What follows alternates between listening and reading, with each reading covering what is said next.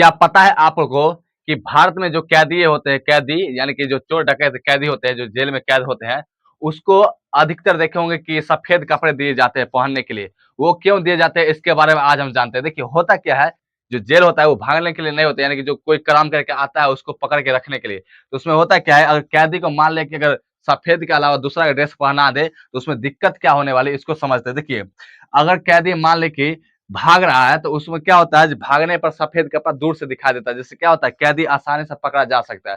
दूसरा कारण क्या होता है, गर्मी को परावर्तित करते हैं। जैसे कि मान लें कि कैदी अगर सफेद कपड़ा पहने हुए है तो उसको क्या, जैसे गर्मी के समय में उसको धूप यानी धूप में रखा जाए तो उसका क्या होता है, गर्मी यानी सफेद कपड़ा जो होता है सो किरण को परावर्तित कर देती है, जिससे क्या होता है, उसको गर्मी नहीं लगती है। तीसरी कारण ये है कि रात के समय अगर भाग रहा है कोई कैदी, जैसे मान लेते हैं जेल में रात के समय कोई कैदी भाग रहा है तो उसको दूर से देखा जा सकता है अगर सफेद कपड़ा हम पहने हैं तो।